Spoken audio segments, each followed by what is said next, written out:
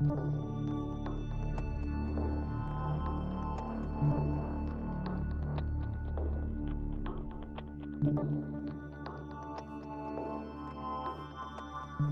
hi to James. Made me an entrepreneur. Teaching me day after day after day till it all was a blur. Now he on tour, he can drop in your city tonight. Never the Zen coming in for the fight. Making that powerful statement, saying that you meant for greatness. Better be ready for absolute. When they say I'm going to drop in your city tonight, they are absolutely right. And I'm dropping into your head, your heart, your life right now.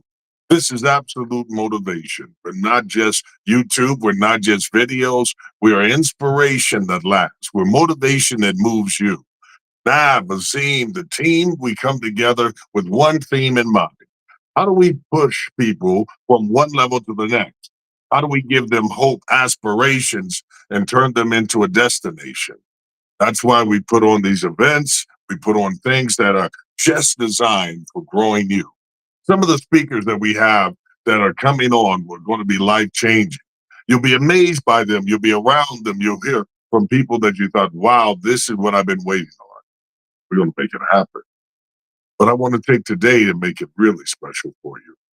We have one of the most inspirational people who puts causes above all else. Greg is a hope maker, a hope giver, and stands by the whole concept of changing the world. Most of the time, we get people who say they live with this idea, if I can just get the world to see me, see what I have to do, put me on stage, let me talk, let me share what I have. This guy is the opposite. He is the guy that stands behind the people that go on stage, and he makes sure that their dreams and hopes are made. And in return, very few will ever see the spotlight on him, but not today. Greg, it's time for you to step into the spotlight. Share with the world who you really are.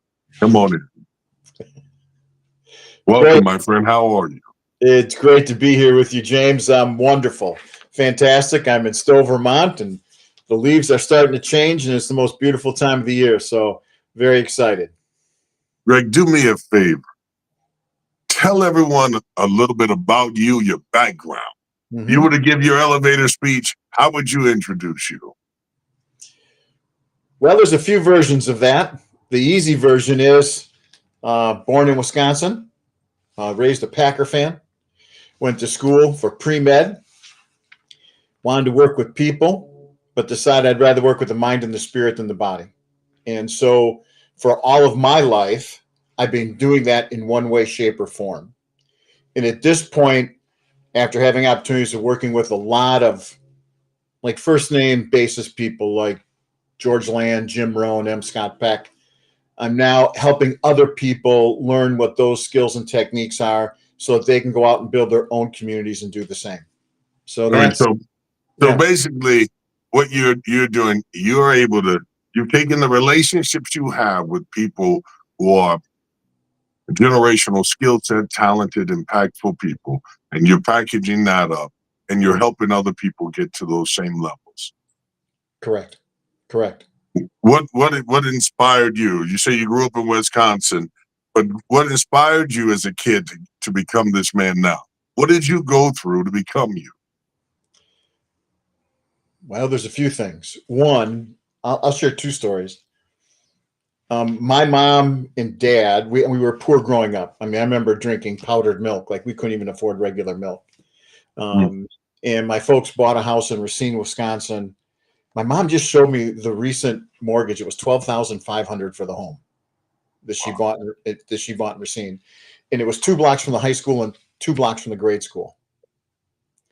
And so, growing up, my parents, though we didn't have a lot of money, always had an open door, always. And my father was a confectionery broker, which was a fancy way of saying a candy salesman.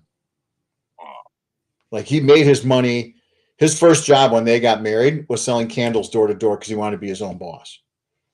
So I don't know how the man made money selling candles door to door in 1960 to pay for. That's why we were drinking powdered milk. But he continued to do that. You know, I want to acknowledge that for a moment.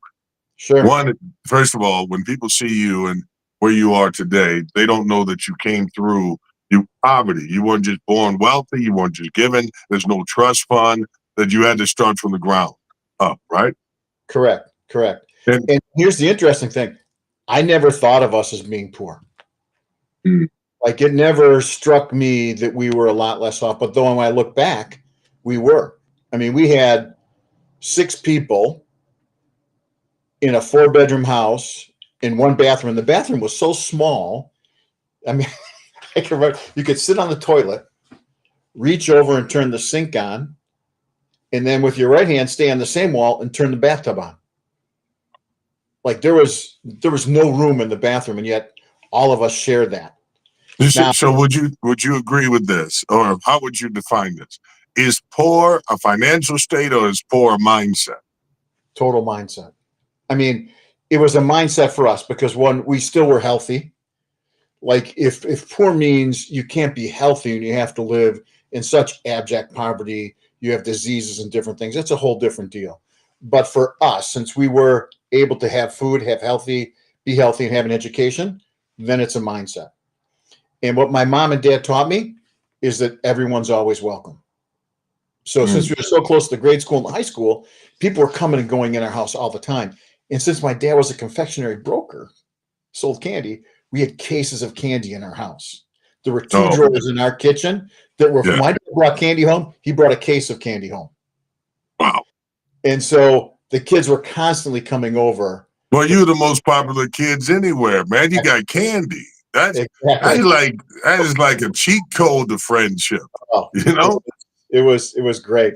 And I have 3 younger brothers who 2 of them who are within 3.5 years of me. So all of our friends, we were the nexus of the neighborhood. We put together the baseball games, the football games, the kick the cans, the hide and seeks, everything. And that's really the impetus for, and people say, why are you so committed to bringing groups together, people together, training companies, working with teams, facilitating? I was born with it. Like I was born with people coming and going all the time and finding ways to make it work, and watching my parents find ways to have meals for kids who didn't have the money, and Right. having a full table, or people sleeping over at nights or on the weekends. Matter of fact, my mom, who's actually 86 and still works, she still runs a lab in a Wow. hospital. It's because there's no such thing as retirement. No. People have this idea of I'll work and then I'll retire. I'll sit back and I'll sip on lattes and whatever they think their life is going to be about. That is not the way life goes. The moment you turn down the clock that way and you say, hey, I've clocked out, that's when you die. I've never seen someone who doesn't find a purpose for living keep living. It's Right. got to be a purpose. It sounds like you look back over your life and you realize that being poor was a mindset. You didn't know you were poor, so you didn't operate like you were poor. You didn't believe. You had an entrepreneurial spirit given to you by your dad. And the way that you even define that, I think that's even cool when we go like this. Dad sold candy. Now, if we say dad sells candy, it's a simplification, but we will look at it in a negative way. But when you say he's a confessionary, a consultant, or he's a broker, now that's different. Yeah. It is all of how we frame our life. There are people sitting here watching us today that are not in the roles that are glamorous because of the way people look at titles. But there's a difference between your role and your identity. Could you talk about that for a minute? What's the difference between your role and your identity? You're not in the spot you want to be in yet, but you can't allow yourself to be defined by that title. Well, yeah, I think that's a very important piece. And for me, my identity is, one, I'm spiritual. That's my identity. And 2, the more I can see something, experience something, embrace something, and see it as an opportunity to learn and grow, or as a gift in one way, shape, or form, even if it's a gift I don't want, that's more of my identity. Now, the role I take it to is I do that from a teaching, leadership, facilitation perspective. So I can use those like things in my DNA, so to speak, in my identity to then help me with my role. But I could take that identity as several different roles. Right? I just choose to do what I love doing. Yeah. which is working and running with groups. Yeah. So working and running with groups. Why Mhm. not the individual pursuits? Why not just take all this stuff, throw it in your backpack, and go hike up the world on your own? Why not just do it by yourself? Well, I sometimes I do that. Like Hmm. my son and I just completed an 8-day silent retreat. So there are times, and a couple times a year, I'll try to do that. Wow. Um, Well, you and say a silent retreat. You say that as if everybody understands what that is about. Talk to people about what that is about. And you mentioned you're taking your son. yeah, so just a quick backstory. My son, when he was graduating from college, he called me up. He said, "Dad, I know you meditate a lot, and I'd like to do something to get my life post college on the right track. Let's do something together." And I said, "Well, you want to go on a silent retreat together?" He's like, "Yeah, I'll do that with you." And so we found this retreat actually in Glastonbury, England, just outside of London. So we did like 3 days, father, son, just having fun in London. And then we went on this silent retreat. And for this particular, I mean, every silent retreat is different. It depends on who runs it. So it can be different flavors, different processes. This particular one was in the Zen tradition. So it's mostly sit down, shut up, don't move. Like and depending on your facilitator, the Roshi who's running it, they can be quite harsh in that regard. And it can even be as extreme as, and don't ever make eye contact with anyone here in the room. You're here for you and you alone, and you've got to learn how to deal with Then yourself. talk to me about what did you gain out of that? What comes out of that? Yeah. So for me, I learned several things. I learned, one, that my thoughts and my feelings are not me. And a lot of times I make them me. I'll give you an example. Just this morning, like literally, I came from a very difficult conversation where two people were challenging me on the way I was approaching something. And there were several times I wanted to say, wait a minute, and kind of yell back, and who are you? And I had to catch myself. I'm like, wait, this anger that's showing up right now, it's not you. That's just an emotion that's showing up. Where's your awareness? What are they saying? What could be true? What value is it pushing in me that I do want to defend or talk about, or boundary I want to put together? So when you're sitting there and you feel the need to be defensive, you do Mhm. a self inventory. Like, why am I allowing myself to feel like I need to defend this? Because they're talking about, it could be, they're criticizing maybe a role or concept or thought. And sometimes when people are going against you, it doesn't mean they're against you. They're pushing against an idea, which sparks new creativity. Exactly. How did you walk out of that situation rather than take it personal? Well, two things. One, the other thing is those two people love me and care about me very much. It's not like they were strangers who didn't care about me, but I can quickly lose that perspective if I get caught up in my anger, right? I can quickly lose that. So being on silent retreats has helped me pause more deeply and more quickly. So that's been a big gift. Second, at the end of it, I said to them, I said, look, this has been a very difficult conversation, right? I've not been happy during part of this, but I want you to know I'm not going to shy away from it either. And we have to have these from time to time.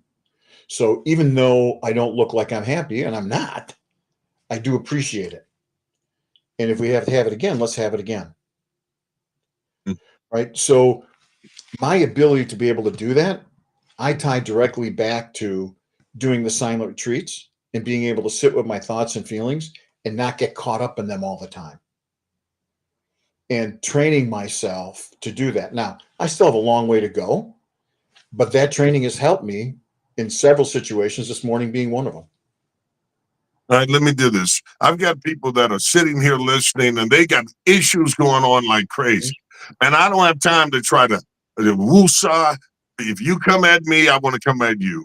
What advice you give to that young person that is struggling because they don't have your life experience to draw from? And sometimes the people talking to me don't love me. Then what? Right. So there's always two things. One, if it's difficult, then look at it as a learning opportunity, a chance for you to practice patience, practice asking questions, practice being curious in a difficult moment. If it's Mm, difficult, if it's injurious or dangerous, that's a different deal. okay. Then walking away or setting a clear boundary or sticking up for someone else. And being able to do that in a way that's so graceful that you can avoid the conflict. Mm. That's huge, right? Because the best warrior is one who never has to fight, Yeah, that's it. Man, right? there's a saying, it's better to be a warrior who can garden than a gardener can be a warrior. It is go, be peaceful, live peacefully, be as dangerous as possible without ever having to do it or use it. But the danger is you're dangerous when you have to go protect others. Yeah. So now that you are working for the defense of others beyond defending you talk about working as a group. Tell them about the group that you're a part of and what it is that you look to do. How do people join your group? How do you define your group? How do you because you live on the whole thing hope. So talk about that. Yeah. So the way this group came about, I was running masterminds in different groups before this. Okay.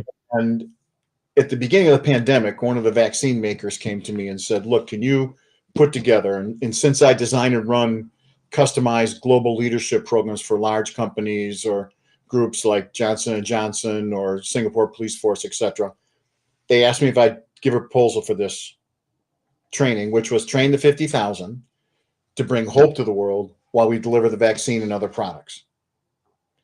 And so I put together a team of 75 or 100 people, thought leaders, authors, facilitators, coaches, entertainers, to put together this program. We put together an 85-page proposal, 3 phases. Phase 1, train the 50,000. Phase 2, from the 50,000, take key people and then train their whole ecosystem to be an ecosystem of hope, so vendors and suppliers, etc. And then phase 3, and I talked to all the people who had IP and different intellectual property in this. I said, Yeah. look, you get paid for phase 1 and 2, but in phase 3, we're going to give it all away to college students so college students can bring hope to the world. Now I Now, love that when you start yeah, the phase 3 is where you prepare the future. correct. That's where we're into legacy. I think Exactly. that's even why you made sure it wasn't just that your son wanted to go on a quiet retreat. You can go in your room and be quiet. But no, it was to go through something, experience it, and have it with his dad. Something unique. And now Exactly. you're turning around and take success in business and show people that it's not about you. It's about the generation that you prepare to replace you. Mm-hmm. But that's got to be difficult for some people because the fear is, man, if I'm not lying and I finally took over the pride, I don't want to lose it without a battle. And so, how do you get to the point, get people to the point where they want to give, rather than look at like they have to fight off or fend off? Yeah, I mean, that's part of where the silent retreat comes in as well, because, I realized through that I'm more, that when I look at my true self, the more I understand that, the more I see that it's awareness, not an emotion or a feeling or a material thing or my house or what have you. And the more I can experience and maintain that awareness, just being present, and I know that's me, the less I have to protect, Hmm. right? Well, The, so when you have that idea, did that come together once you succeeded, or did you have that before you got to the top of the mountain? Because it's easy to say now that you're established, wealthy, you the 12,500 your mom spent on a home, you do it more than that in a minute. So, what do you? When did you develop that? Because it's easy once you've already made it, or did you already have that mindset? no, and for me, it's not, there wasn't a point where the switch went on. Okay. Okay, now I've made it. Now I can have that awareness. It's been growing with me my whole life. Mm, Okay. And it's been in stages and it's been gradual for me. And so there was one point in my career where someone brought a frivolous lawsuit against me. They wanted to put me under. They knew I was financially in a vulnerable spot. They had a lot of money. So they brought this lawsuit to try to bury me financially with this lawsuit. Oh yeah. All right. And they were damn near successful. But there was one I lost 21 pounds the first 3 weeks. I was so nervous. I was curled up in a ball.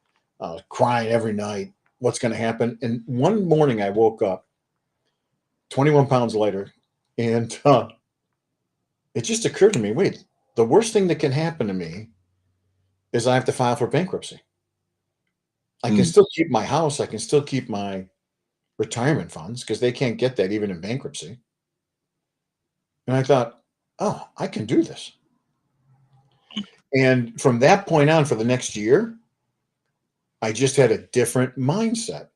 Wait a minute. So, because people need that. And I don't Yeah. want you to throw away those keys yet because they don't know what car it goes to. So, the car that we're talking about now is when you're in that moment when everything is against you and you're vulnerable and know you're vulnerable, right? It's like instead of fake it till I make it, no, the reality is I don't make it through this, I could lose some stuff. And so it did affect you because the stress was eating you up. You lost 21 pounds, not from being on a diet, but you lost the weight because of what was eating at you, right? Correct. And so then one day you realize the worst that could happen with all the assassination attempts of character, business, life, or whatever that comes up, the worst they could do is make you take the title bankrupt. But if you're bankrupt, it doesn't mean you don't have a zero. It just means that like they got what they could, but they can't bleed me out of the thing. My retirement, I'm not going to lose my home. If they're not going to be able to take my habitat, you're not going to be able to take my future. Oh, I just got to deal with you in the present. Oh, man. And if you're in the present, then they presented you with a present. You get to find out what you're made of, and they get to see I'm unbreakable.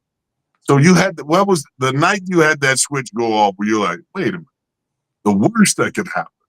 Was it a conversation from someone else, or what made that switch go off in your head? Yeah, in that particular moment, it was just an insight I had when I woke up. I was like, wait a minute. Now it's always been a lesson to me because I think one thing people forget is they forget their past. And the past is such an important teacher. Oh, And so here's what I mean by that. If I were to ask someone, give me 10 examples of in your past where you got surprised by something that was really painful, that you didn't want, that you didn't like, that surprised you and maybe even brought you to your knees. okay. A disease, a breakup, or something. Give me 10 examples. And they write them down. And I say, okay, did you make it through those? And everyone will say yes. Yeah, I made it through every single one of them. I'm like, okay, is there any in that list of 10 that you would never trade because of the lessons you got from them? And everyone has some in that 10 list will say, oh, I'll never trade this, this, or this now. Because now I know this about me. I have this kind of strength. I have this kind of insight. I have these kind of relationships that I developed during this time of crisis. I saw who my real friends were. Oh, no, I wouldn't trade any of those. As soon as people realize that and they begin to live from that experience of their own past, then the next one that shows up, if I ask them, do you think this one could be one of the 10? One of your new 10? As soon as they get that insight, it's like, oh, yeah, wait a minute. This might be, it looks awful right now, but it could be a good thing. Now, when I look back on my lawsuit, I would say it was a good thing. Come on. Because hey, I'm going to make. There's the idea. Yeah. That if I'm not broken, and realize that when those things happen, those are fractures. But you're not broken. You still got breath in you. You still got the ability to wake up, eat. You got to eat. Those essentials are taken care of. Don't allow that thing that can feel like it's, oh my God, they're destroying me. No. And they're bringing out the best in you. You just don't know it because you're being tested. Don't ever throw in the towel because somebody seems to be getting a better hand. Every champion takes a loss. Every champion gets knocked out. That's where you find out where they're a champion.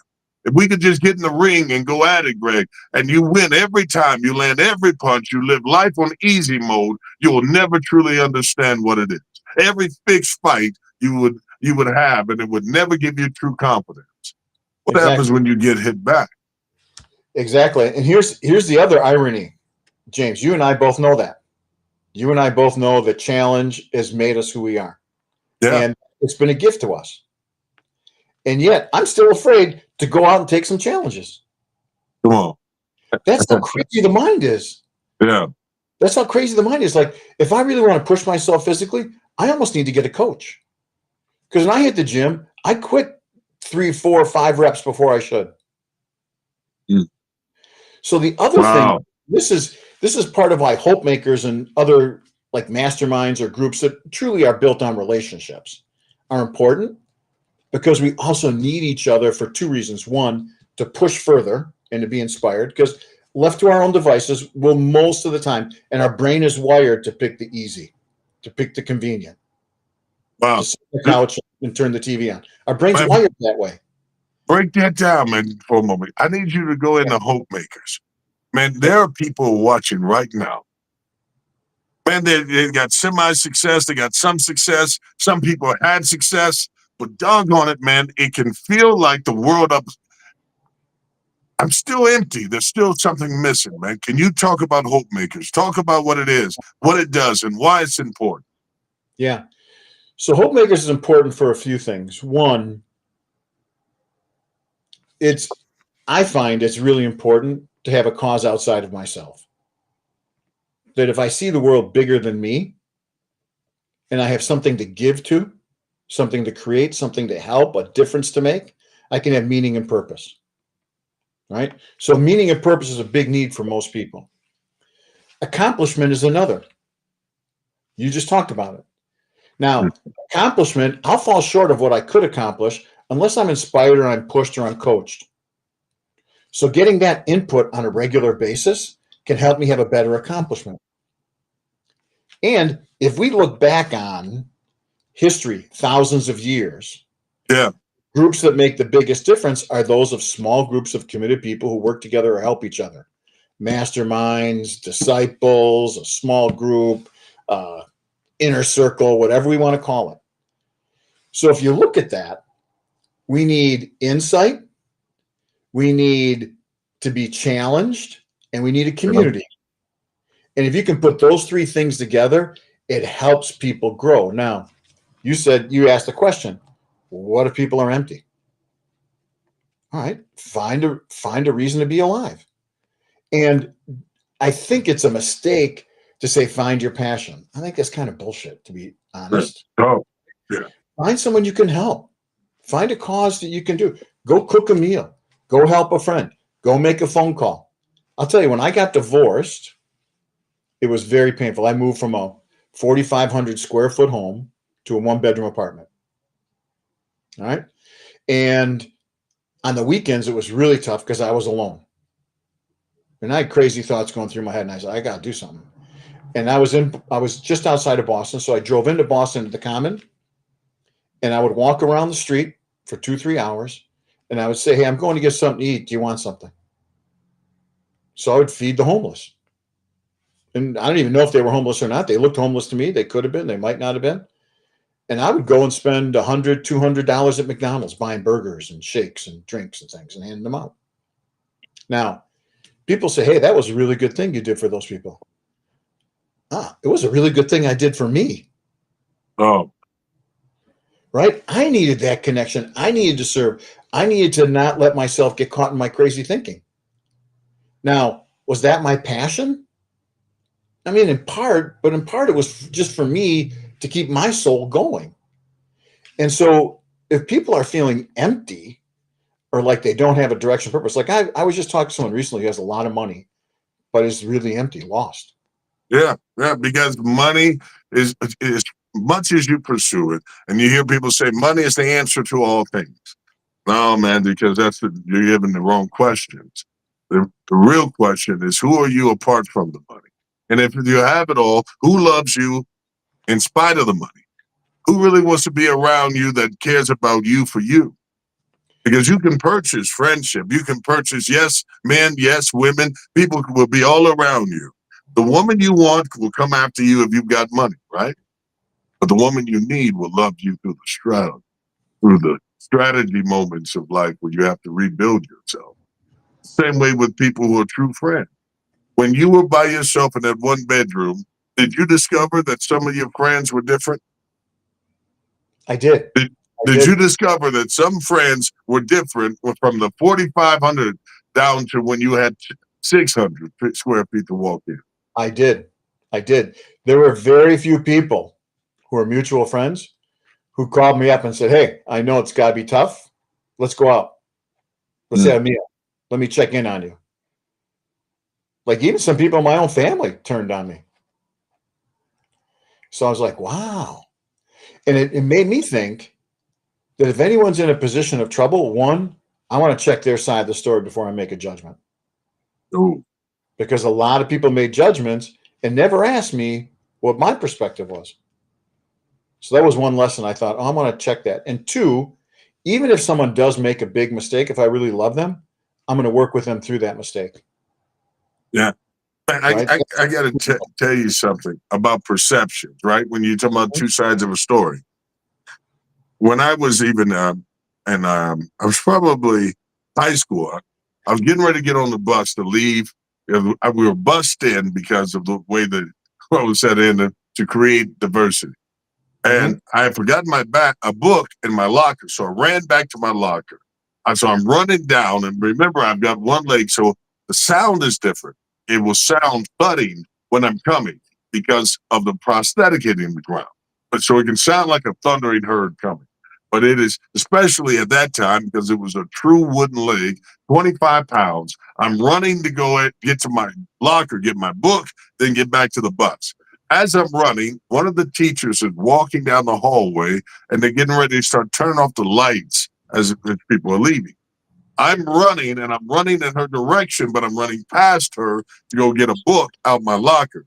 She hears me running.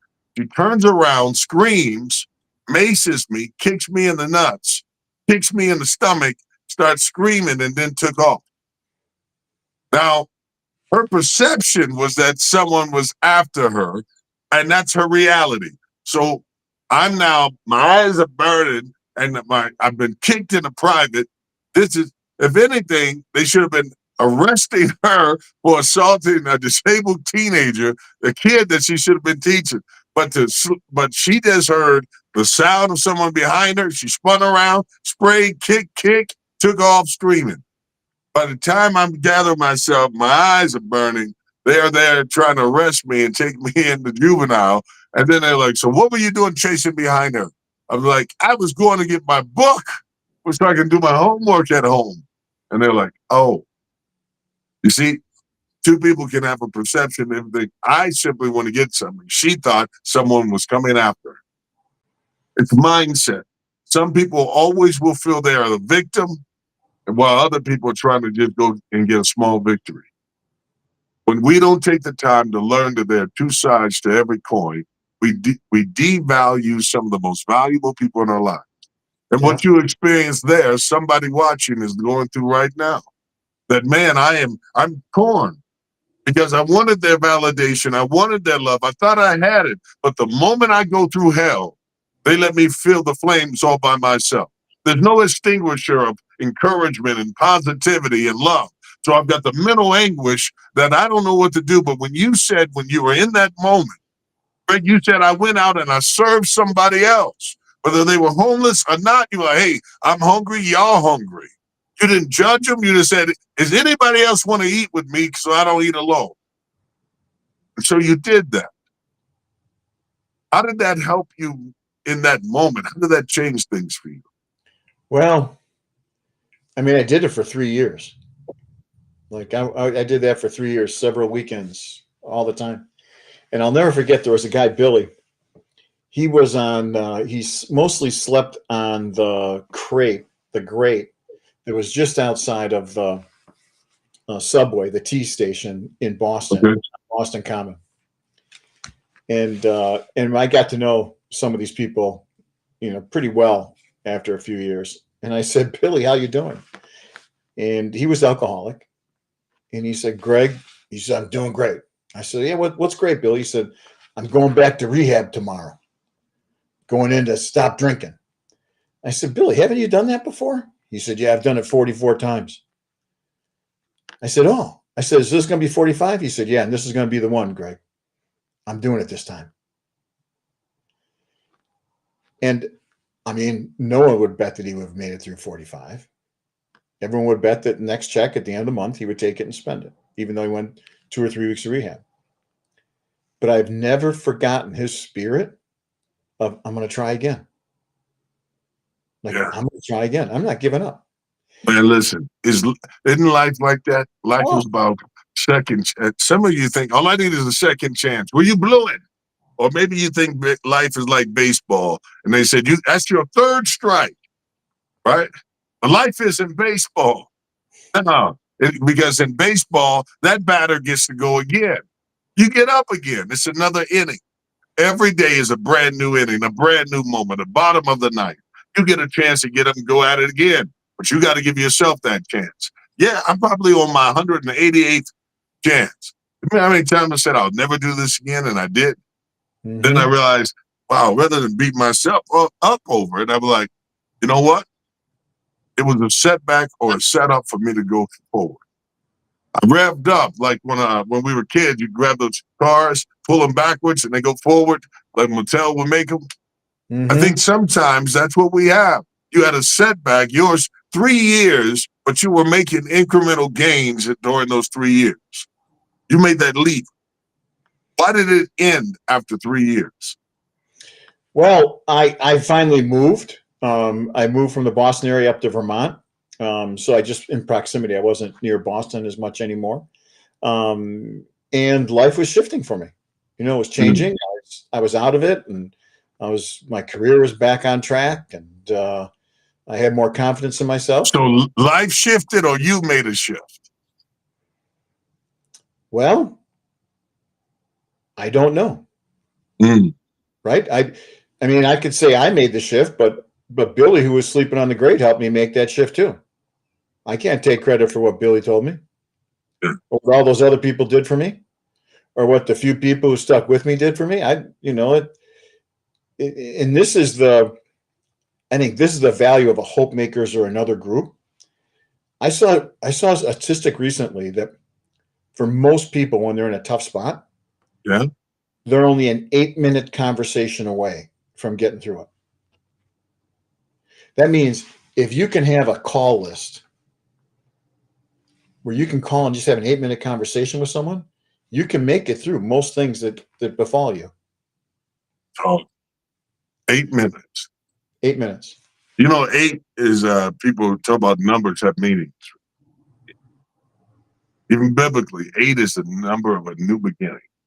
The idea that I can spend 8 minutes with someone and give them hope that can endure. Hope Makers is what you represent. Hope Makers is what you help create. Where did the name come from? Where did the gathering of Hope Makers come from?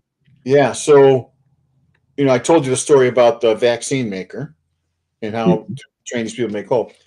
Well, it came down, I think they asked 8 or 9 companies to pitch on this huge global proposal.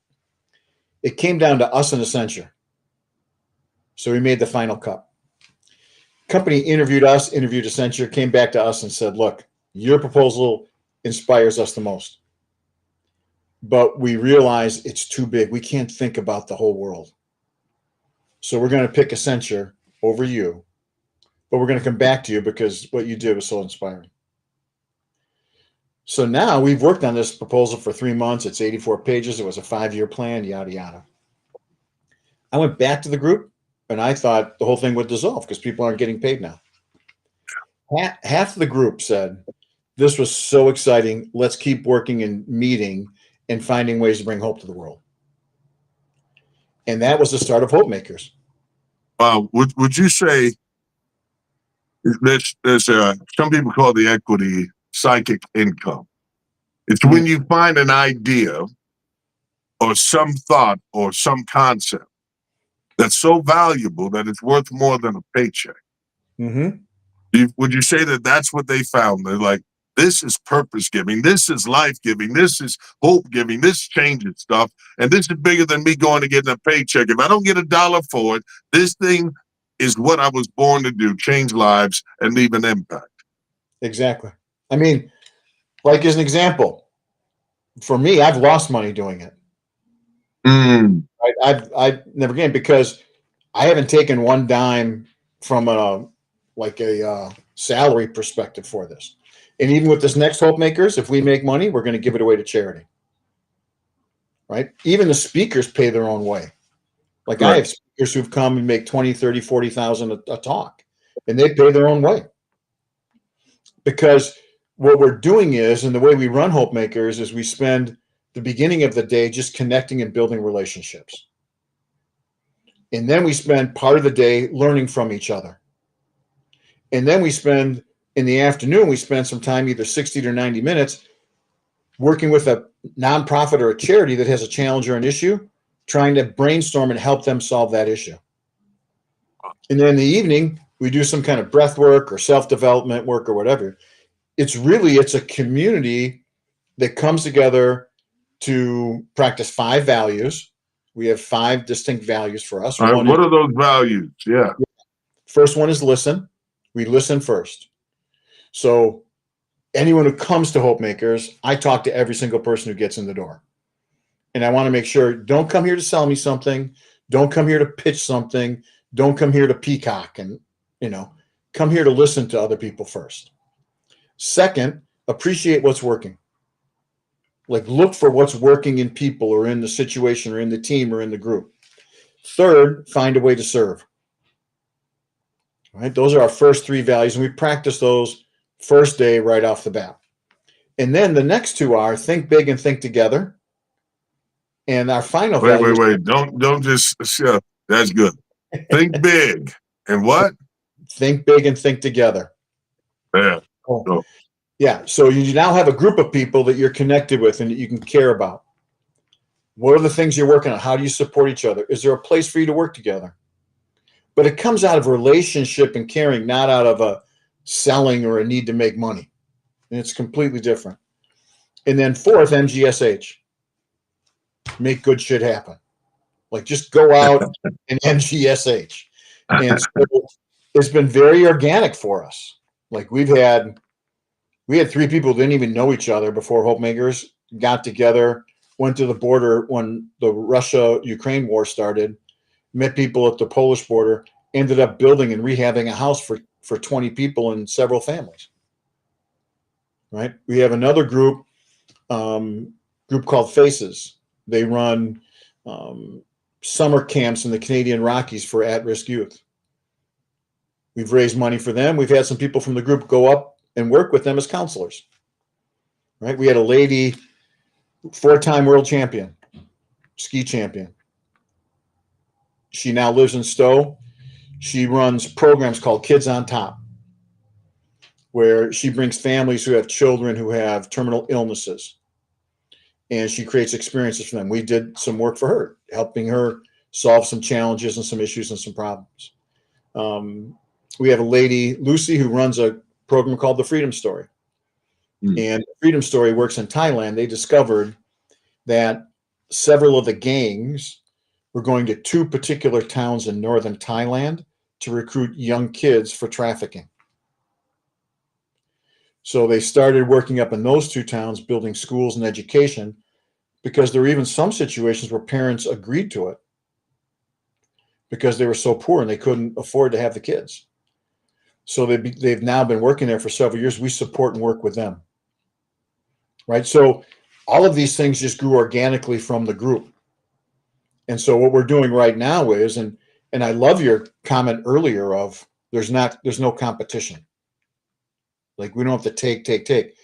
People say, well, what if someone steals the idea of Hope Makers? What if someone takes, what you're doing? And I'm like, please. I mean, I want to keep the name, but other than that, take all the concepts, because we need 1 million, if not 5 or 10 million groups like Hope Makers out in the world. We need groups that have solid values, care about each other, bring new tools and techniques together so you can build up the assets you need to make more of a difference. We need millions of these groups. Right? I'm going to tell you right now, you're one of the few people in the world that live so arrows out. You're like, steal that, just don't take my name. Steal this, just don't take my name. Because if you do the things that we're going to do, the world's going to change. The truth is, if you try to do what I do, it'll change you. Because there's no way you can walk around stealing concepts, all these ideas, and not have to come back and reconnect and make, because if the heart isn't right, start with ain't right. Right. Start ain't right. It'll definitely end back. Come on, did you get me on 5? Because it sounds like you shorted me. Yeah, no, listen, appreciate what works, serve, think big and think together, and then MGSH. Those are the 5. All right, there we go. You got all 5. Yeah. But what's the do we have people, how do I join? How do I get involved with all things? How do people do it? Well, so you can sign up right now. Here's one piece about us. If you can afford the full amount, pay for it. And if we make more money, we're going to give it to charity. If you're the right person and you need to be in the room and you don't have the money, call me. Look, I'm the only Greg Slavor. I don't know if my name appears anywhere on the screen. Yeah, it does. On the Master Chief puts it all that stuff on the screen that when you're talking. He was not only prepared for you, he's partnering with us to make sure that everyone, that's how much he believes in. So I know that all of that is there for people. So beautiful. So my name is on the screen. I'm the only Greg Slavor on the whole planet. No one else has my name. No, that can't be true. That's true. No, not a whole planet now. No. You look. I think I'm the only one. That's why I can't get in trouble because I can't run or hide. But connect with me on LinkedIn. Find me, connect with me on LinkedIn. If you need to be there and you can't afford it, I'll see what I can do to create a partial scholarship for you. Because our goal is to get the right people in the room, living the right way, doing the right things. That's the most important thing for us. And so, and if you want to sponsor it, we have 3 sponsors, right? I think it's 10,000 for a sponsor. You can bring 3 or 4 people to the meeting, to the event, and you can sponsor one of the meals or one of the things that we're doing. Call me if you want to do that, because the key is getting the right people with the right spirit, practicing. So we actually spend time listening to each other. We spend time coaching each other. We spend time working on it and then going to make stuff happen. So we'd love to have you if that fits you and that's something you want to do. Wow. And is there a website as well? It goes on screen, but I want you to tell people so they hear it. Yeah, there is. And we have some interesting folks coming this time. Like saying, thank you, James, for coming and being a part of our. There we go. Yeah, we're excited about having you, a motivating group. But in addition to you, we also have a lady who does global human connection workshops all around the world. She's going to come and do an event for us on one of the evenings. We have a gentleman who discovered a particular wavelength in the brain and has developed his patents and technologies to the point where he can create custom tracks for people to listen to put them in sleep, put them in meditation, put them in focus, and he's going to come and talk about that whole science, and what you can do there. We have another gentleman, Alan Fadden, who created the Teen Dimensions profile. He sold over 500,000 copies of it. It's for high-performing teams. We're going to learn about that model. So if you want to be on a high-performing team or you're running a team, you can learn that model and process. So we have some really neat, Christine Birch, one of the top mental health experts in the workplace in the world. She'll be there talking about limiting beliefs. So in addition to yourself, we're going to have 4 or 5 superstars who are going to share content. But here's the thing. I don't want people coming just for the superstar content. Oh. Really important that people who come are willing to listen, appreciate, and find ways to serve. That spirit is the most important thing. And if you come with that spirit, you'll also get to hear from superstars and everything else. But here's the thing. I'm going to push for all of us being equal. I'll teach, I'll learn. We're all going to breakfast together. We're all learning together. We're all in the world together. So there's no VIP sitting. There's no VIP stage. There's no special this, special that. We're all in it together, and that's the deal.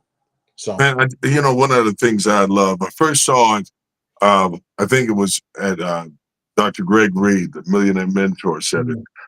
Went to a place and they had these lanyards on, and the VIP people had on VIP stuff, and everybody else didn't. And something else. It was kind of like slaves versus masters. He was like, we got to get rid of this. And so getting rid of this thing, and now we're all equals. Everybody's a VIP. Everybody's at the same level. And what I found is that when I met all these guys who were idols and all these things, and when I got close, I was like, they breathe. Oh man, sneeze, put pants on, they walk, they got knees that are bad, back that bothers them, hearing deficiency on one side. These are just people. They're just people who are walking in their purpose.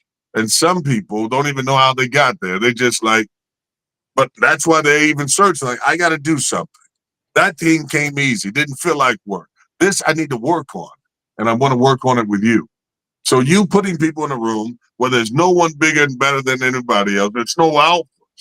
Everybody in this pack. We run together. We eat together. We live together. I think that's awesome. yeah, it's great. It's a beautiful time. I'm looking forward to it. And again, thank you so much for being a part of it. Really appreciate it. No, I'm honored. I need you to do something. Sure. Because not everybody that came on here feels like they got hope. Not everybody that was watching, not everybody's listening, not everybody that will watch it again is going to be feeling like, man, I think I got it. I need you to give them a final. Just take 6 minutes, man, and just unleash. Give hope to everyone. Yeah. So, a couple things. One, you've been through a lot already. Like everyone's had their moment where they've been curled up in bed, lost 21 pounds, and something's been done to them that they didn't want, didn't deserve, don't think they deserved. Or maybe they created and didn't want to create it, but got stuck with it anyway, an addiction or some kind or another. I mean, if you'd have met me when I was down feeding the homeless, you'd have looked at me like, who is this guy? All alone, just kind of stumbling around, lost. Or you could have met me when I was signing $1 million contract. I'm the same guy. So now, what if you had a chance to meet a group of people who live by values first, who live by listening, appreciating each other, building respect, and finding ways to serve and help each other? That was the first thing. And that second, in that room, were a lot of lessons, stories, insight, and tools that could help you be better. And then third, opportunities to go and make a difference. That if you are lost, you don't know what to do, well, then sign up and go on the trip with Greg to India and work in the red light district in Calcutta for a week. Or go with Nina and help on Children of the Earth. Or, go with one of the other nonprofits we have there and begin living and serving and finding where you can make a difference. You don't need to discover all this passion. And bring your stories, bring yourself, and come humbly and begin to connect, begin to learn, and then look for ways to make a difference. I mean, here's the other thing that really struck me. Someone asked me, do you know your parents' names? And I kind of chuckled, like, of course. Okay, do you know their parents' names? I was like, yeah. Okay, do you know your parents' names? I was like, no, I don't know that. I don't know that far back. And the guy said, that's right. Your legacy is right now.